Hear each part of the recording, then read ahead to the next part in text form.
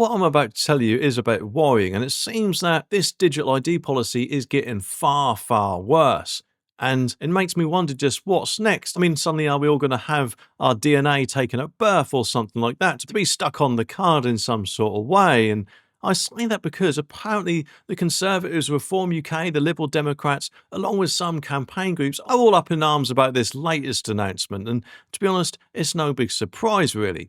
Gavin Williamson, who used to be the Education Secretary, is really worried. He said that this should scare us all when talking about rolling this tech out to 13-year-olds. Yes, that's right. Apparently, from what I've heard, the government is actually planning to give 13-year-olds this ID card. So whilst they're bound to say things like, oh, that would be brilliant, they can get access to work once they leave school. Well, I'm pretty sure that is the case with a national insurance number, isn't it? I mean, I don't know about you, but from what I remember, I got that in year 11 at school a few months before I left. So no doubt, if they don't do it with 13-year-olds, they will push for being at 16 at the very, very least. Either way, I think either one is quite worrying. Gavin, though, he thinks that the project is already creeping beyond what was initially planned, and I personally agree with him there. And like me, he is not happy about the cost or the loss of personal freedom.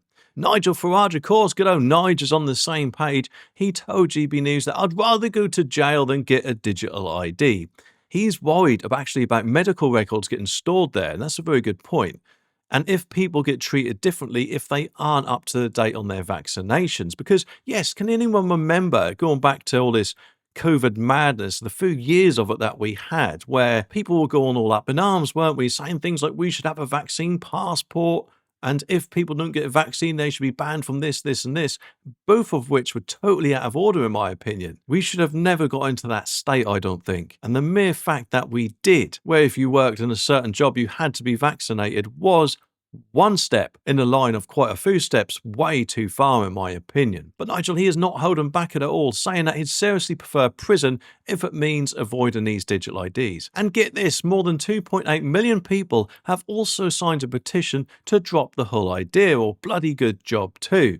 The government, however, well, unfortunately, they are seeming to take the line of defending the digital ID. They say that a lot of people, like apparently 1 in 10 UK adults, don't have a physical photo ID. Well, surely that is their choice, isn't it? Why should everyone be forced to get something that they might not want? I mean, did the government somehow think that they now have a right to control what people do or do not ever since the times of COVID?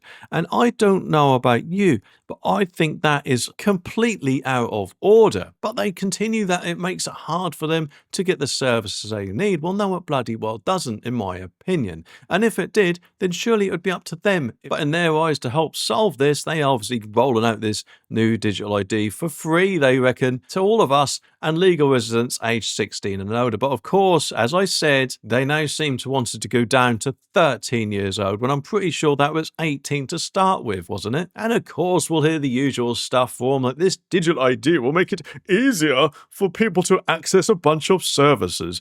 And it's not something you have to get, apparently, they reckon, but for some things it might be required. Well, I think that is a bit of a backstep, because I'm pretty sure they said it was compulsory. So now they're saying you might not have to get it for all services. I personally think either one or two things are happening. One, they're going to phase it in gradually, where more and more services will be added to that compulsory list.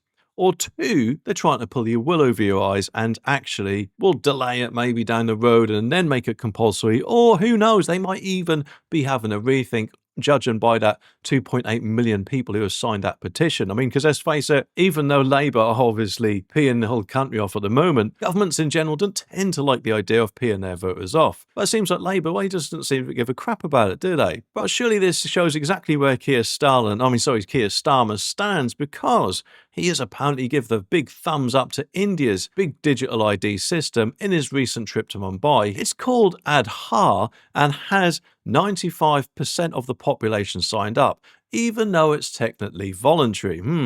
Makes me wonder what any penalties would be for this voluntary ID system, and if Kia might indeed copy them. But in the ID card reality, you can't unfortunately get state benefits or file taxes without it. And to sign up, you have to share a ton of personal info and even your fingerprints and photos, as far as I'm aware in this India one, so who knows how long it will be before that rolls out over here. And back in 2009, Tony Blair and Lord Blunkett tried to push ID cards, remember, but the plan fell through when the Tories took over. And now there's talk that employers will have to check these digital IDs during right-to-work checks. And some kids, remember, can actually start work and part-time at, 13, 14, with things like paper rounds and things like that. But they're also thinking about expanding the scheme to younger people as well, which I don't know about you, would absolutely horrify me. And it just makes me wonder if Keir Starmer's bedtime read is 1984 by George Orwell, because he seems to be following it to the letter, doesn't he?